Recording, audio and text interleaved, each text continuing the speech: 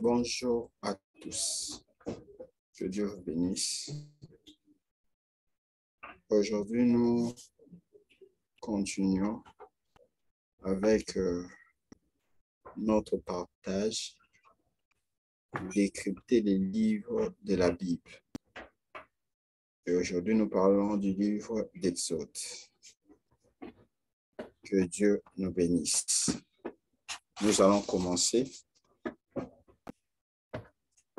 Ce livre est le deuxième livre de la Bible et c'est aussi le deuxième livre de la Torah. Nous savons que la Bible est répartie en deux parties, l'Ancienne Alliance et le Nouveau Testament, la Nouvelle Alliance. Dans l'Ancienne Alliance, nous avons 4 parties. Nous avons le Pentateuque, nous avons les livres historiques, nous avons les livres poétiques et nous avons les livres prophétiques. Le Pentateuque est appelé Moïse dans le Nouveau Testament. Nous allons nous souvenir dans l'histoire de Lazare, du pauvre Lazare, lorsque les riches disent à Abraham, Abraham, envoie Lazare aller prêcher mes frères. Abraham lui dit, ils ont Moïse et les prophètes. Lorsqu'il dit, ils ont Moïse et les prophètes, on ne parle pas de Moïse physique, mais plutôt de la loi de Moïse. Voyez? C'est-à-dire, déjà à l'époque de Moïse, il n'y avait que Moïse comme prophète, grand prophète dans le sens.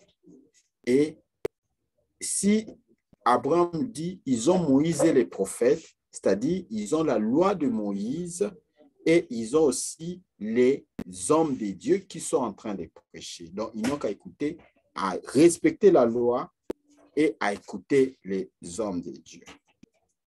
C'est-à-dire, la Torah est qualifiée de Moïse. Il est aussi qualifié de la loi, selon que chacun veut l'appeler. Et ce deuxième livre est appelé Exode, du grec Exodos. Exodos du grec. Et cette expression, comme nous avons parlé de Bereshit, qui est Genèse, est tirée toujours de la traduction la Septante, la traduction hébreu-grecque de l'Ancien Testament. Mais le nom hébreu de ce livre est Shemot.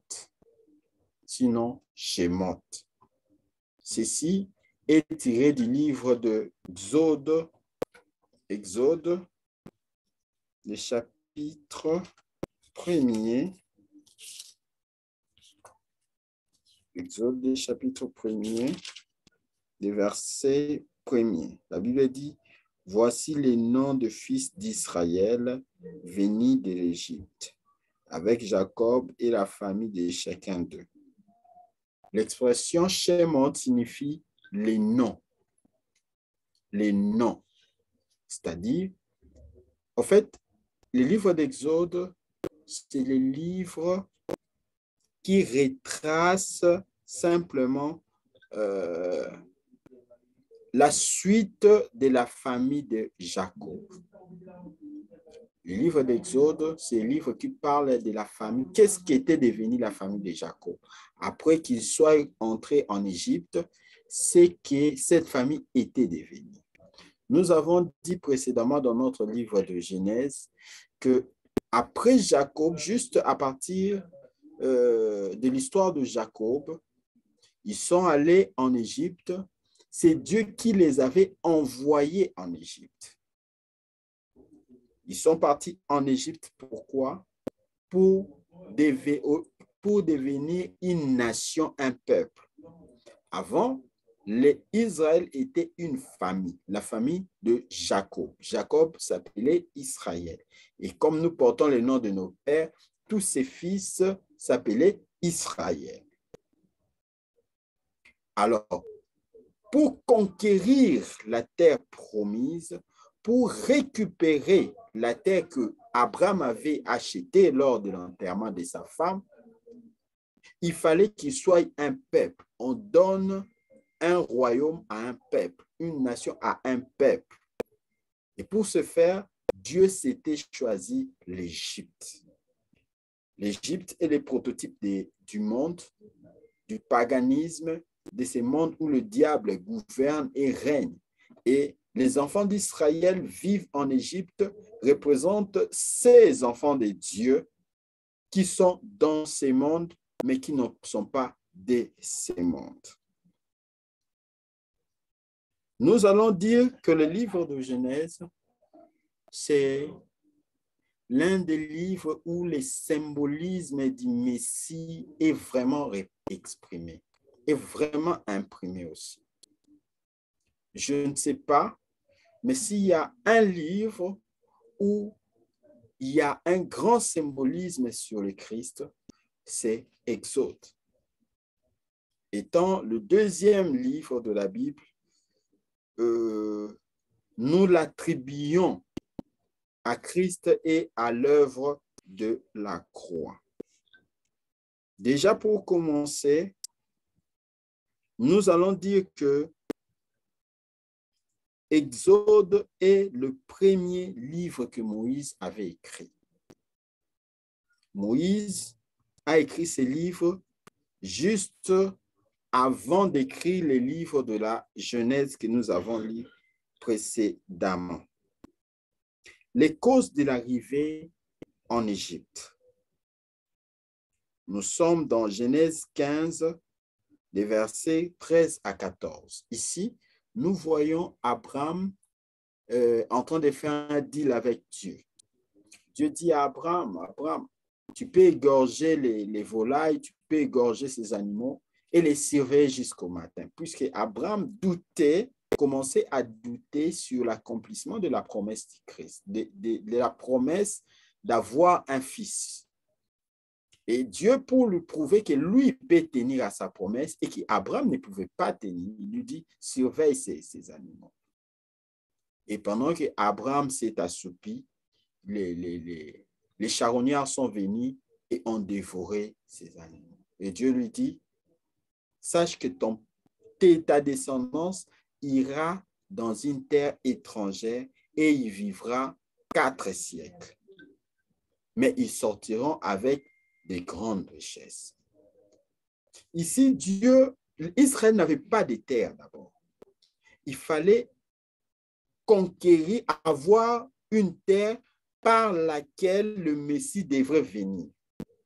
Nous avons dit dans le livre de Genèse, le chapitre 3, à partir du verset 14, le verset 15, lorsque Dieu parle à Lucifer, qui était dans le serpent, Dieu lui dit, le fils, la postérité qui sortira de la femme, écrasera ta tête.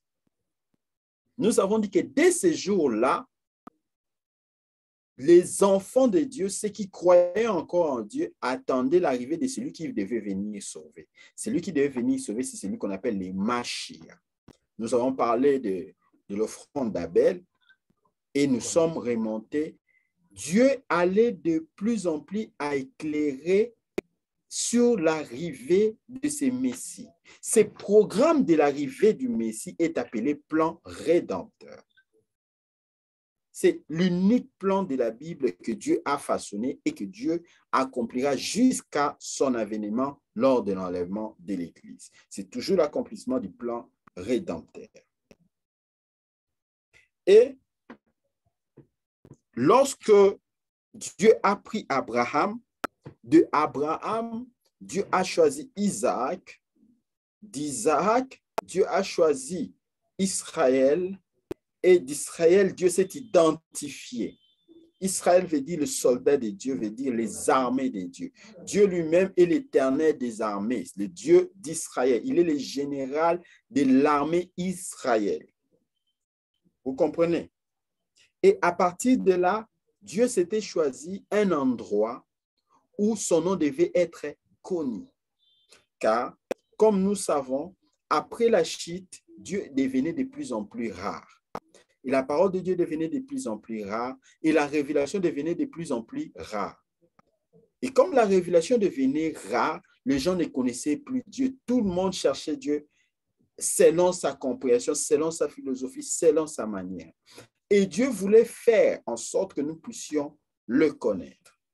Ainsi, comme Albert Einstein a dit, l'escalier de la connaissance, c'est comme l'échelle de Jacob.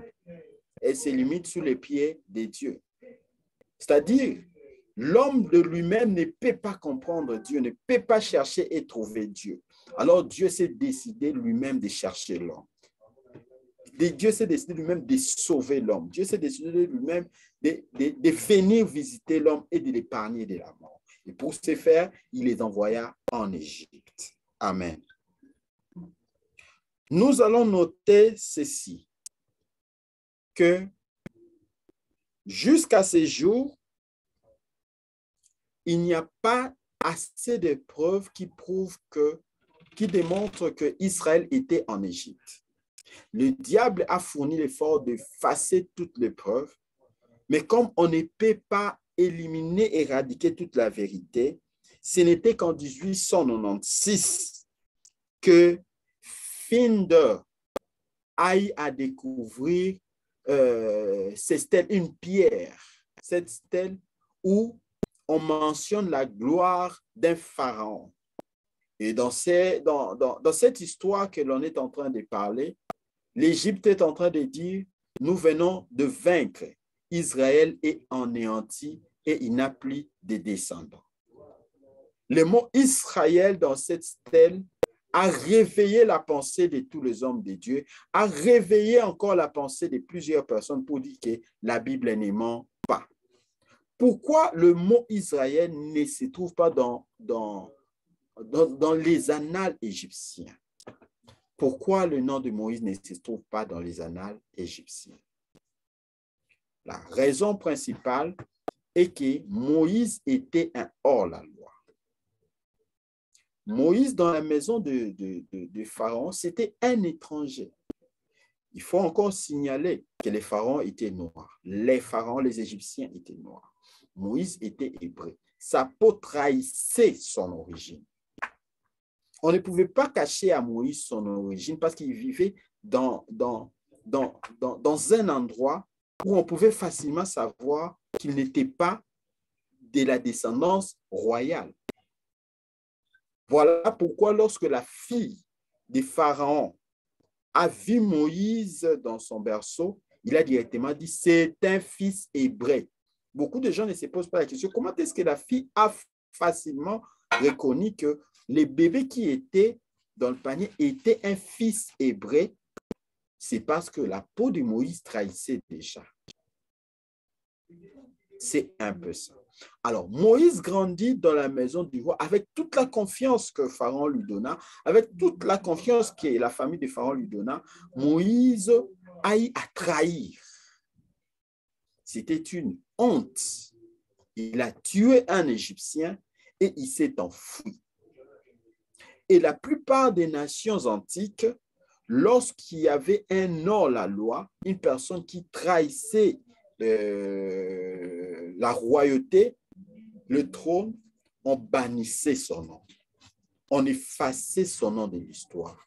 Voilà pourquoi le nom de Moïse ne se retrouve pas en Égypte. Parce que le pharaon qui a été trahi aurait banni, effacé, ordonné que l'on efface le nom de Moïse de toutes les pages de l'histoire égyptienne de l'époque. Pourquoi le nom d'Israël ne se retrouve que dans cette stèle? Pourquoi pas dans d'autres? Parce que la sortie d'Israël, c'était l'échec de l'Égypte. Retenons que l'Égypte était une grande puissance à l'époque, sinon la première grande puissance de l'époque. Et une poignée de gens venir faire tomber la grande Égypte, la grande puissance Égypte, celle que l'on savait, que l'on reconnaissait comme étant une puissance divine sur la terre. C'est cette puissance-là qui était vaincue par les esclaves. Et voilà pourquoi, après la chute, la mort même des soldats égyptiens, qu'est-ce qui s'est passé? On a eu à rompre, on a eu à fermer, on a eu à éliminer, on a eu à éradiquer même le nom de Moïse, sinon le nom des enfants d'Israël au sein de l'histoire égyptienne. Dieu est grand. On a eu à retrouver cette stèle qui semble être la seule preuve à ce jour qui parle de l'histoire d'Israël, sinon qui reprend le nom d'Israël. Moïse serait né en 1525 avant Jésus. Cette naissance est entourée de grandes persécutions et de grands événements. Pharaon est venu, un pharaon est venu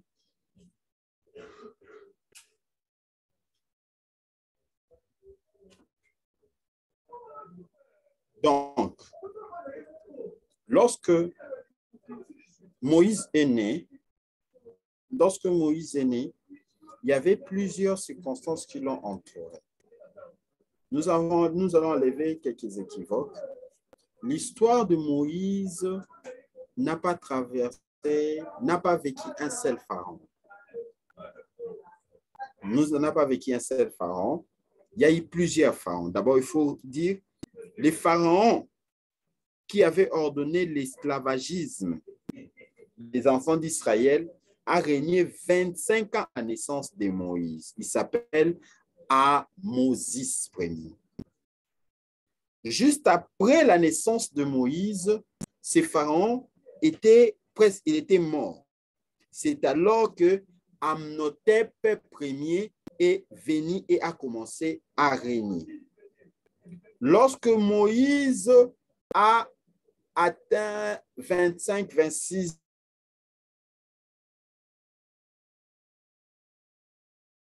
ans, quelque chose, la colère de l'Éternel, toute Moses est arrivé.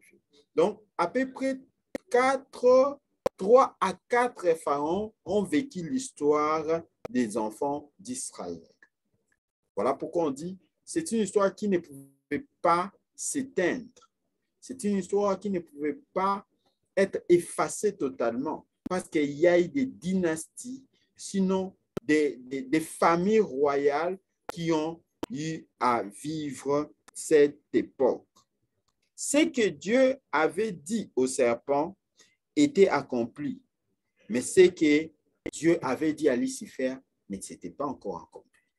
Comme je venais de dire tantôt, que Dieu avait déjà promis à Lucifer qu'une femme viendra. Et depuis lors, nous devons savoir que Lucifer cherchait dans quelle famille viendra le Messie.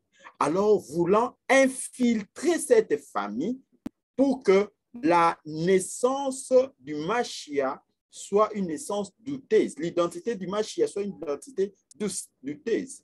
Voilà pourquoi nous irons dans Genèse 6. Vous verrez que les démons sont venus, ils ont possédé les spermes des hommes et ont couché avec les femmes pour mettre au monde des Néphilim. Et les Néphilim étaient des géants que les gens appelaient des dieux, comme si c'était eux les messies. Et Dieu a réagi par le déluge.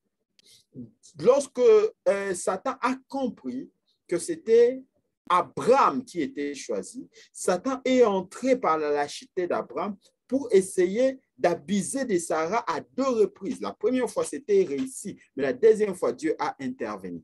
Pourquoi? Parce que le diable veut toujours voulait que sa sémence se retrouve dans la personne que Dieu a choisie pour que l'origine du Mashiach soit une origine douteuse.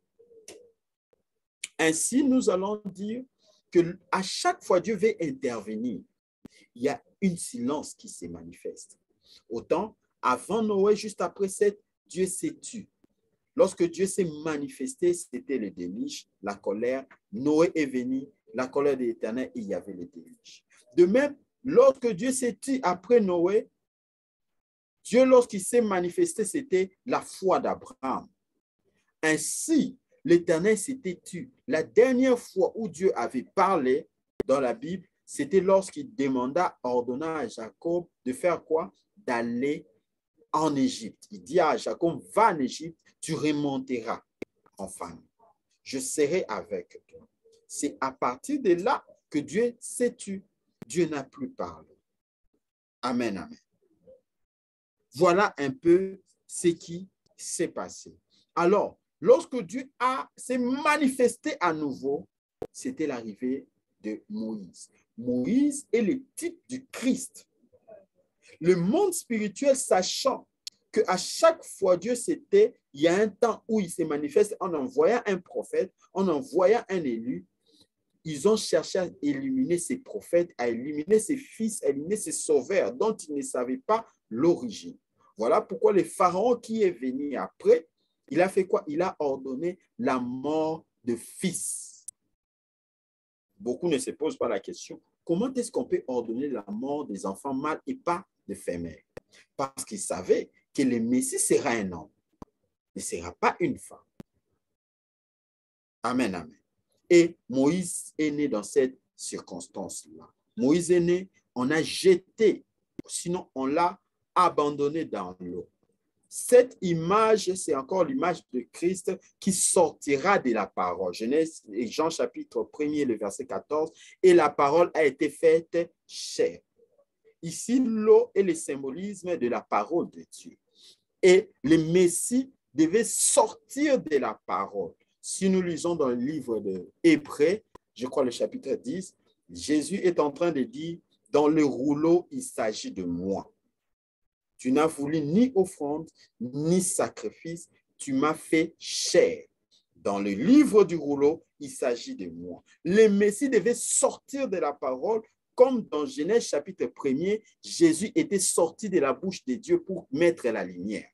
Autant Jésus n'avait que cette voix-là, sortir de la parole, être le message de la parole. Et Dieu était en train de l'expliquer d'une autre manière, permettant à ce que Moïse tombe, soit jeté, plutôt abandonné dans la rivière, et qu'il soit retiré de la rivière. Si tu veux trouver Jésus, tu le trouveras dans sa parole. Si tu cherches le Messie, tu le chercheras dans sa parole. En dehors de cela, il n'y en a pas. Nous allons voir encore ce symbolisme que Moïse, la naissance de Moïse était identique à la naissance de Christ. Lorsque Moïse est né, on tuait les enfants, et lorsque Christ aussi est né, on tuait les enfants.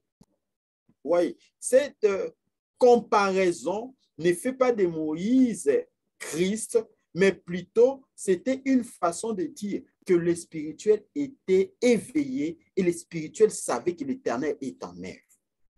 Amen, amen. Ainsi, nous reconnaissons la signature du diable de la manière suivante. Lorsque le diable procède, premièrement, il te propose, il fait alliance avec toi. Autant, le diable a fait alliance avec Joseph. En faisant alliance avec toi, il cherche à t'infiltrer pour te doubler. Lorsqu'il réalise que malgré l'alliance, tu es impénétrable, le diable procède de la deuxième manière, c'est quoi? Il procède par l'oppression, la torture, excusez-moi. C'est ainsi, lorsque l'Égypte a réalisé que Israël, les Hébreux étaient impénétrables, ils tenaient à leur foi, à leur croyance, le diable est passé à la vitesse supérieure, la torture. Et malgré la torture, puisqu'ils étaient bénis et Dieu leur avait ordonné de se multiplier, ce n'était pas la torture qui les empêcherait de se multiplier. C'est ainsi qu'ils sont devenus nombreux en Égypte. Notons que Moïse, Dieu a permis qu'il aille grandir dans la maison des pharaons, non parce que Dieu voulait l'épargner de la colère de Pharaon, mais plutôt parce que la maison de Pharaon était une école pour Moïse. La première école que Moïse a vécue, c'était dans la maison de Pharaon, là où il devait apprendre la science égyptienne, le contrôle du gouvernement, le contrôle du peuple, comment gérer une nation, comment gérer un peuple têtu, comment gérer ces peuples dont demain il sera grand, sinon il sera roi. Nous disons, point 4, l'appel et les diplômes de Moïse. L'appel de Moïse et les diplômes. Moïse est né avec son appel, mais il n'avait pas le mandat. Tout ministre de Dieu naît avec son appel. Jérémie chapitre 1er, la Bible dit, avant que tu n'aies fille dans le sein de ta mère, je t'avais connu. Je t'avais choisi, je t'ai établi mes prophètes. Dieu nous appelle avant. Mais la deuxième partie, c'est quoi? C'est la partie de l'onction. Le mandat officiel. Ainsi, Moïse grandissait avec ces goûts-là, ces soucis-là du libérateur, cette passion-là du libérateur. Il voulait sauver son peuple. Il savait qu'il était de ces peuples-là. Il savait qu'il était étranger, comme l'a dit Hébreu, que Moïse, devenu grand, refusa d'être appelé fils de la fille de Pharaon, préféra aller souffrir avec son peuple pour respecter la parole de Dieu. Ainsi, Moïse a essayé de se battre à sa manière, mais malheureusement, il devait rencontrer celui de qui il détenait la paix. Voilà ce qui a conduit Moïse à commettre des crimes jusqu'à ce que Dieu l'appelle hors de l'Égypte. Ici encore, en sortant de l'Égypte, qu'est-ce que nous voyons? Nous voyons encore le type de Christ. Lorsque Pharaon, Hérode poursuivit les enfants à l'époque de la naissance de Christ, Dieu a pris Jésus, il est parti les garder où? En Égypte. C'était pendant un temps, comme Moïse était parti dans Madian. Quand Moïse est parti dans Madian, ce n'était pas non plus pour fuir la colère des Pharaons, parce que la colère des Pharaons n'est pas plus forte que la protection du Christ dans la vie de Moïse. Dieu pouvait protéger Moïse même en Égypte. Ainsi, Dieu a appelé Moïse hors d'Égypte, c'était pour lui donner une deuxième formation. Cette formation, c'était être un pasteur. C'est là où Moïse a appris le pastorat, comment diriger les peuples de Dieu, comment gérer une nation, comment entendre Dieu, avoir le sens de l'écoute du peuple. Autant on héberge les brebis, on héberge les animaux, autant Moïse devait avoir la patience, un grand cœur pour gérer ces peuples que Dieu appellera à être sous son pouvoir. Il convient de signaler que le peuple d'Israël n'était pas le seul esclave en Égypte. Il y avait plusieurs esclaves en Égypte. Et à chaque fois, les esclaves venaient essayer de se mobiliser contre le grand pharaon, la grande Égypte.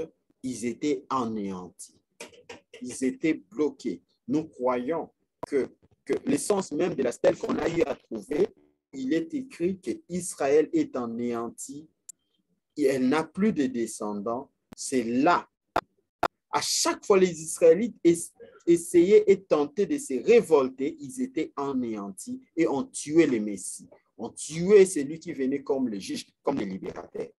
Mais cette fois-là, Dieu s'est engagé. Il appela Moïse hors d'Égypte pour apprendre la spiritualité, pour connaître les dieux, un autre Dieu au-delà du Dieu qu'il connaissait avant. Nous allons dire ici que Moïse étant dans la famille des pharaons, il ne pouvait pas être un homme simple. C'était un homme spirituel très élevé. Il avait une haute connaissance de l'occultisme égyptien. Il avait une haute connaissance des pratiques occultes.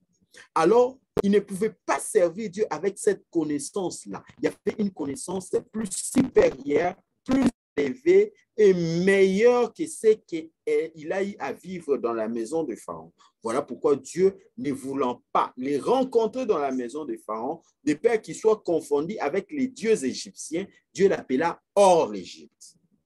Lorsqu'il est sorti de l'Égypte, Dieu l'a appelé pour le rencontrer. Ainsi, nous disons, c'est l'une des preuves de l'authenticité du ministère. Nous disons que pour connaître un ministère authentique, nous devons nous référer, nous pouvons nous référer aussi à Moïse. Le ministère authentique passe par 9 étapes à peu près. La première, c'est l'identité de celui qui t'appelle. Le ministère n'appartient pas aux anges et les anges n'appellent pas au ministère. Lorsque Dieu t'appelle, c'est Dieu qui se manifeste et s'engage à t'enrôler dans son armée. Je suis le Dieu d'Abraham. Dieu s'identifie lorsqu'il appelle. Dieu est très respectueux et Dieu est très poli. Autant il est supérieur, autant il respecte les personnes qu'il élève. Deuxième, Dieu n'appelle pas en vain, il donne les causes de l'appel. Il dit à Moïse, j'ai entendu les cris, les pleurs de mon peuple qui est en Égypte et je suis descendu. Troisième, c'est l'annonce de la décision divine. Dieu se positionne par rapport à ce qu'il a vu. Dieu dit, je descends pour le délivrer. Dieu n'est pas neutre. Il s'est rangé du côté d'Israël. Il dit à Moïse, je descends pour agir contre Pharaon. Quatrième, les peuples cibles. Lorsque Dieu appelle, il t'envoie vers un peuple bien défini. Ici, on ne va pas trop marteler, mais nous devons savoir que lorsque Dieu envoie, comme il a envoyé Paul, il lui dit, je t'envoie pour les païens. Il envoie Pierre, il lui dit, je t'envoie pour les Juifs. C'est-à-dire, il y a une particularité des peuples pour qui Dieu t'a appelé. Dieu ne peut pas appeler un ministre de Dieu pour tout faire, parce qu'il y a des autres qui ont le droit de faire autre chose. Les ministères, c'est comme le gouvernement. Chaque ministère a sa particularité, a son champ d'action, a son peuple cible. C'est un peu ça. Et il y a les objectifs de la mission. Les objectifs du ministère, c'est quoi? Dieu dit à Moïse, je t'envoie pour le faire sortir. Dieu a envoyé Moïse pas pour faire sortir les Berbères, pour faire sortir d'autres peuples, mais pour faire sortir Israël seulement. Il est dit que Pharaon aurait voulu proposer Moïse de régner en Égypte sur Israël. Mais le problème, c'était quoi? Dieu appela Moïse pour régner sur Israël, mais hors de l'Égypte. Et le septième, c'est l'huile. Dieu dit, je serai avec toi. C'est ça le mandat. Va, je serai avec toi. Dieu appela Moïse depuis sa naissance, mais il ne lui avait jamais dit, va. Alors Moïse devait rencontrer l'Éternel pour qu'il ait ces mots d'ordre. Va, tu peux attaquer, puisque Israël est qualifié d'une armée et l'armée est disciplinée. Et enfin, il y a ce qu'on appelle l'alliance. L'alliance, ce sont les attentes que l'homme et Dieu font. Les ministres de Dieu et Dieu font pour que cette alliance soit consolidée, soit solide.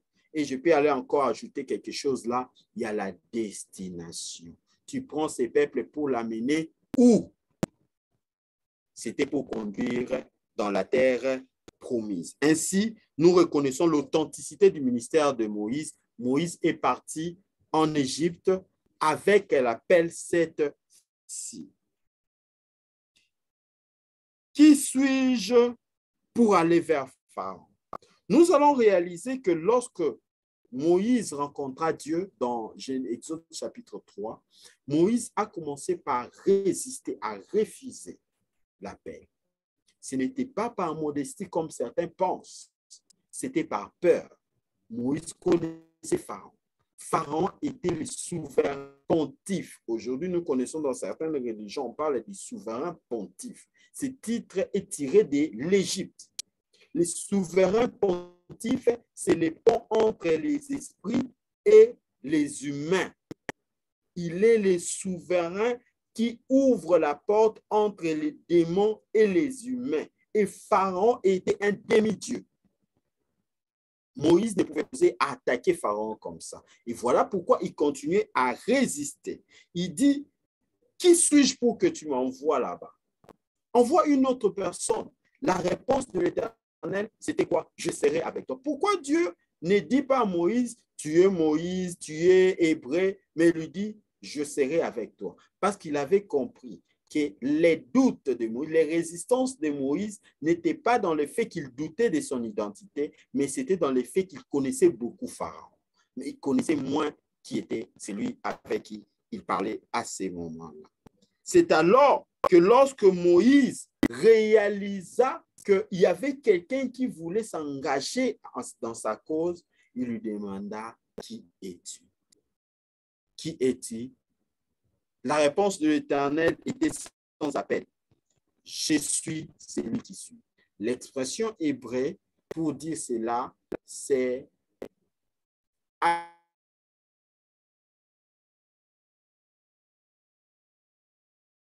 Asher et Asher.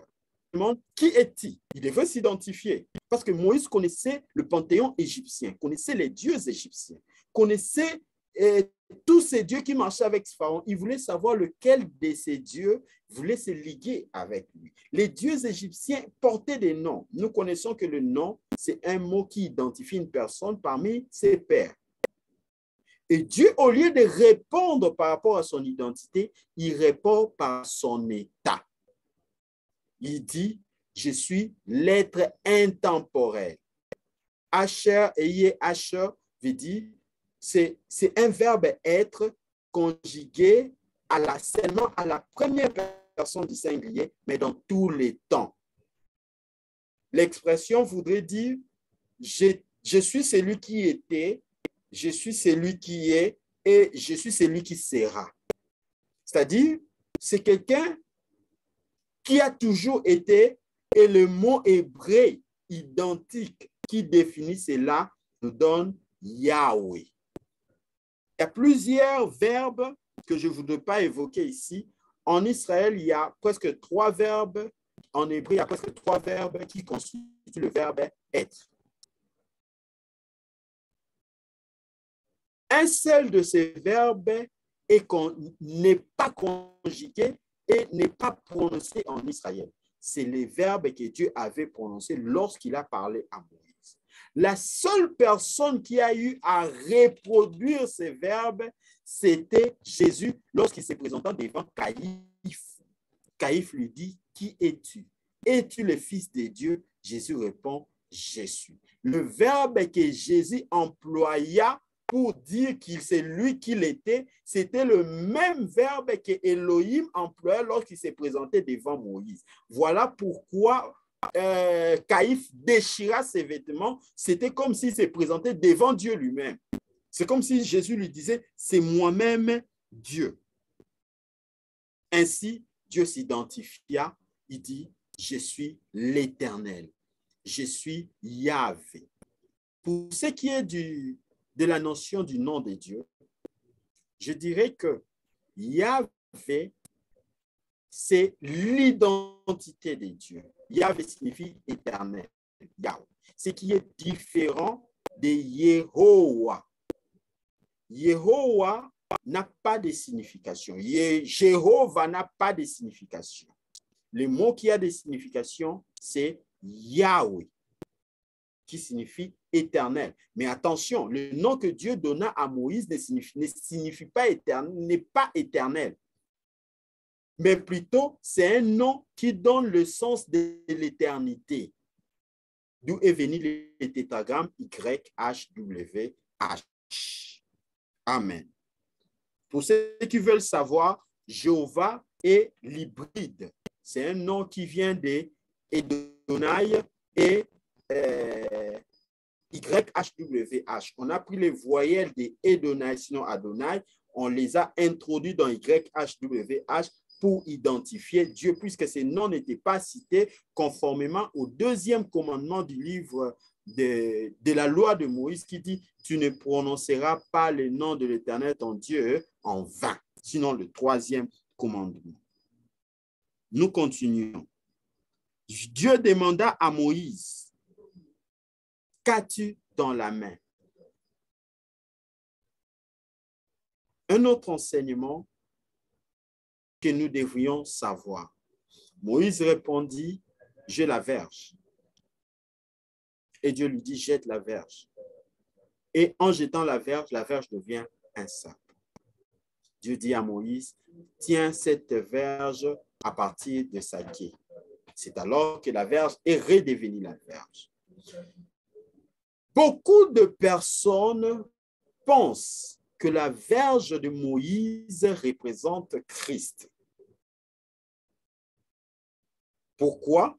Parce que lorsque Moïse est parti en Égypte, il y avait des serpents et le serpent qui était sorti du camp de Moïse a avalé les serpents qui étaient sortis du camp de Pharaon.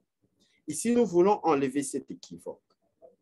Le serpent de la verge de Moïse représentait Lucifer. Beaucoup se poseraient la question, comment? Déjà, Dieu a fait de Moïse Dieu devant Pharaon. Alors, Jésus ne serait pas le serpent. Nous devons d'abord retenir que dans la Bible de Genèse à l'Apocalypse, l'image du serpent est uniquement attribuée à Lucifer, pas à Dieu. En Égypte, il y avait une divinité qui avait la forme du serpent. Cette divinité était toujours représentée sur la tête, sinon la couronne des pharaons, ou encore dans les bracelets qui se retrouvaient dans le bras des reines égyptiennes. Cette divinité représente Lucifer. Cette divinité représentait la plus haute divinité égyptienne. Et voilà pourquoi Dieu, en donnant à Moïse cette verge qui s'était transformée en serpent, il voulait dire que je soumets sous tes pieds, sous ton pouvoir, toutes les divinités de l'Égypte. Par conséquent, tous les dieux égyptiens devraient fléchir devant Moïse. Rappelons-nous, dans Genèse chapitre 3, Dieu dit au serpent qu'une femme écrasera, le fils d'une femme écrasera ta tête. Et il s'agissait de cette logique. La tête ne devait pas être touchée, seulement la queue, parce que la tête appartenait à une personne. Une personne, le Yoshua Mashiach, sinon le Mashiach, qui devait venir pour écraser et s'occuper de la tête du serpent qui représente Lucifer. Nous allons pour dire les 10 plaies. Retenons que dans les 10 plaies, tous les 10 plaies n'étaient que les divinités égyptiennes qui se retournaient contre l'Égypte. Nous avons dit que la verge représentait la plus haute divinité égyptienne qui était sous le pouvoir de Moïse. Moïse déjà était fait Dieu. Jésus ne pouvait pas être sa verge parce que Moïse n'est pas supérieur à Jésus. Et deuxièmement, retenez que le serpent la verge qui s'était transformée en serpent n'était pas la verge de Moïse. C'était plutôt la verge d'Aaron. La verge de Moïse n'était pas transformée en serpent. Les 10 plaies de l'Égypte, nous allons les résumer en quoi? Premier plaie, c'était le sang, divinité Apik. Deuxième plaie, les grenouilles. C'était quelle divinité? Ek. Troisième plaie, les poux, Hathor et Nut. Quatrième plaie, les mouches, c'était Chut et Isis. Cinquième plaie, mort de bétail, c'était Apis. Sixième plaie, ulcère, Sémec. Septième plaie, glaive, les grêles, c'était Geb. Huitième plaie, les sauterelles, Sérapis. Neuvième plaie, c'était le ténèbre qui était Ra, la divinité soleil qui était frappée. Et 10e plaie, c'était la mort des premiers-nés. Là, on en parlera plus tard dans les livres qui vont venir. Ici, nous voulons dire simplement quoi? Que les 10 plaies, c'était seulement Dieu a tourné contre l'Égypte ses propres dieux. Dieu ne faisait que frapper les dieux égyptiens. Nous allons lire ça dans Exode chapitre 12. Lorsque l'Éternel dit, je viendrai en Égypte, je passerai en Égypte et je frapperai les dieux égyptiens. Dieu voulait frapper tous ces démons que l'Égypte vénérait comme des dieux. Et voilà pourquoi tous les 9 plaies qui ont précédé n'étaient que les représentations des divinités auxquelles les Égyptiens croyaient. Ainsi, l'Égypte est fragilisée parce que c'est lui en qui il se confie, était frappé par Dieu. Dieu avait déjà mis tous ces dieux-là sous le pouvoir de l'Égypte. Parlons de la 10e plaie pour aller à la fin. La 10e plaie est la Pâque. Exode chapitre 12. Nous lisons rapidement.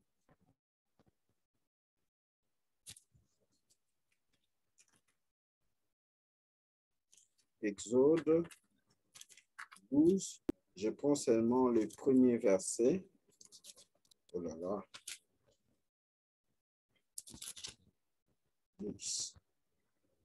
L'Éternel dit à Moïse et à Aaron dans le pays d'Égypte: ce mois-ci sera pour vous le premier des mois. Il sera pour vous le premier mois de l'année. Parlez à toute l'assemblée d'Israël et dites: le 10e jour de ce mois, on prendra un agneau pour chaque famille, un agneau pour chaque maison. Si la maison est trop peu nombreuse pour un agneau, on les prendra avec son voisin le plus proche, selon le nombre de personnes que vous compterez pour cet agneau, d'après ce que chacun peut manger. Ce sera un agneau sans défaut, mâle âgé d'1 an. Vous pourrez prendre un agneau ou un chevreau. Vous le garderez jusqu'au 14e jour de ce mois et toute l'assemblée d'Israël immolera entre les 2 soirs. On prendra de son sang et on le mettra sur les 2 poteaux et sur les linteaux de la porte de la maison des enfants d'Israël. Cette nuit même, on mangera la chair rôtie au feu. Amen. Ici, je vais donner quelques caractéristiques avant de conclure dans notre partage. Dieu, la 10e plaie, c'était la plaie où Dieu lui-même devait intervenir. Nous allons nous rappeler que cette plaie n'a intervenu qu'après la décision que Pharaon avait eue. Pharaon, après avoir rentré Moïse à la 9e plaie, dit à Moïse: les jours où je te révérerai devant moi, je te tuerai. Et déjà, Pharaon s'était décidé de tuer les enfants d'Israël, les Hébreux de l'époque. Et Dieu a anticipé. Cette fois-là, ce n'était plus question de laisser à Pharaon le temps de tuer encore, parce que Dieu était déjà à l'œuvre. Dieu a anticipé. La Pâque de l'Éternel, puisque nous sommes aussi dans la saison pascale, c'était la Pâque de l'Éternel, la première Pâque que les enfants d'Israël ont organisée. Les autres Pâques sont appelées les Pâques yahwéstiques. Abraham a fait la Pâque yahwéstique, Adam a fait la Pâque yahwéstique, Noé a fait la Pâque yahwéstique.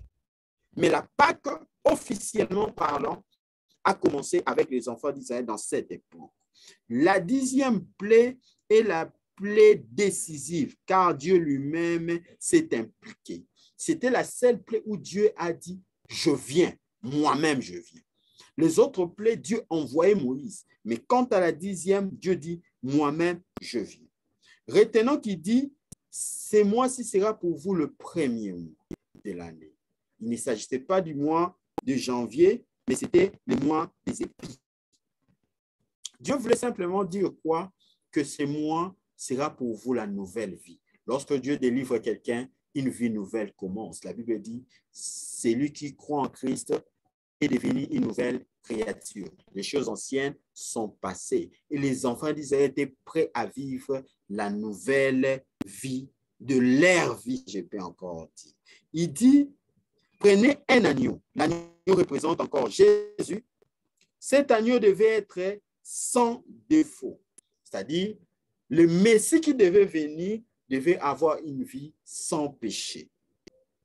Il dit, vous devez immoler cet agneau entre 2 soirs. Les 2 soirs, c'est à peu près entre 15 heures et 16 heures. Retenez que 15 heures et 16 heures, c'était à peu près l'heure à laquelle on sacrifiait, on donnait l'offrande pour la nation. Plus tard, dans Lévitique, nous verrons, sinon dans Nombre, nous verrons que l'offrande pour la nation, les souverains sacrificateurs les donnaient entre 2 soirs. Et je vais nous rappeler que Jésus était mort vers 15 heures. Il était l'offrande idéale que Dieu s'était pourvu pour sauver son peuple. Dieu continue à dire que l'agneau devait avoir 1 an. Le 1 an ici marque le caractère unique du sacrifice qui sera donné, sinon du Messie qui devait venir. C'est-à-dire, après ce Messie, il n'y aura plus d'autre. Après ce Messie, il n'y aura plus d'autre salut. Il n'y a qu'en lui qu'on va trouver le salut. C'était son Fils unique. La Bible dit encore, vous prendrez de son sang, vous le mettrez sur les poteaux et les linteaux. C'était la première fois dans la Bible que Dieu est en train d'annoncer par quel moyen Christ allait mourir. Nous allons nous rappeler avec Abraham, lorsqu'on n'a pas tué Isaac, qu'est-ce qu'Abraham a fait? Un bélier sur le bois. Là, Dieu a annoncé que le Messie devrait mourir sur le bois. Mais ce bois-là devait avoir quelle forme? La Bible dit il faut mettre le sang sur les poteaux et tous les linteaux. Et lorsqu'on mélange les poteaux et les linteaux, ça nous donne quoi? La croix. Ici, Dieu veut dire le Messie, non seulement il va mourir, mais il mourra sur la croix. Dieu avait défini même l'instrument qui sera la cause, sinon l'autel sur lequel le Messie allait mourir la première fois. Et Dieu dit, moi-même, je passerai.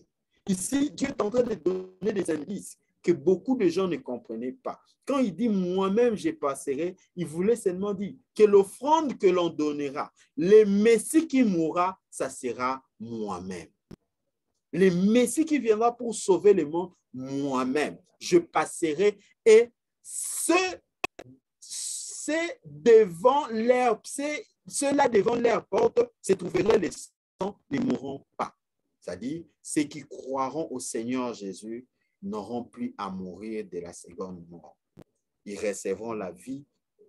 Dieu a tant aimé le monde qu'il a donné son Fils unique, afin que quiconque croit en lui ne périsse point, mais qu'il ait la vie éternelle. Et enfin, il dit, je déverserai mon jugement sur les dieux égyptiens. Ici, si nous pouvons lire dans le livre des Colossiens, chapitre 2, verset 13, la Bible dit, il a effacé toutes les ordonnances dans l'acte condamné, il les a dépouillées, il les a livrées publiquement en spectacle, qui les dominations, les autorités, tous ces démons-là qui régnaient en Égypte, Dieu lui-même s'en était chargé.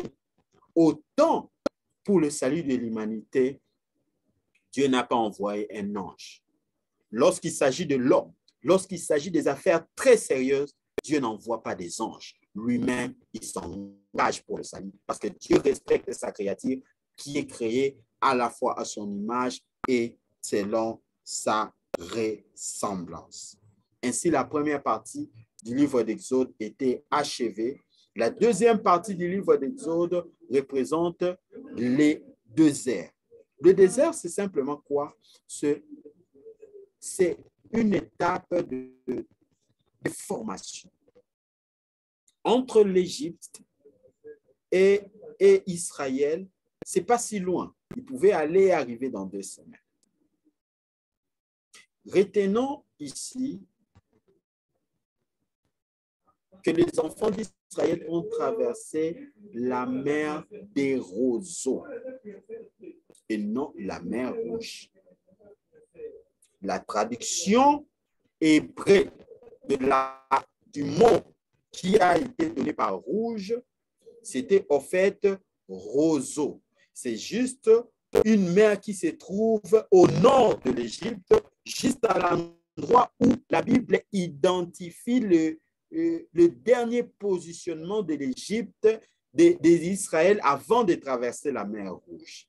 Il y a une mer qui est là. Toutefois, que ce soit la mer Rouge ou la mer des roseaux, les enfants d'Israël ont traversé la mer. C'était pour enlever et éclairer ces petits points qu'on devait éclaircir. Ainsi, ils sont partis par le désert. Le désert, c'est un lieu de formation. Dieu appelle Israël mon armée. Nous verrons dans Exode, le chapitre 13, chapitre 14, la Bible dit « Ainsi Israël est sorti de l'Égypte avec toute son armée. » Israël avait quelle armée pour sortir de l'Égypte? Les armées d'Israël sont sorties dans d'autres versions. Il s'agit de quelle armée? Israël n'avait pas des armes comme ça. Israël elle-même constitue une armée où l'Éternel est le général des corps d'armée, le chef d'état-major. Par conséquent, il devait aller être formé dans le désert. Et là, dans le désert, ce n'était pas seulement pour la formation, mais pour avoir un caractère. Ce caractère est déterminé par ce qu'on appelle la loi. Exode chapitre 20, Dieu donne la loi. La loi avait deux objectifs pour finir.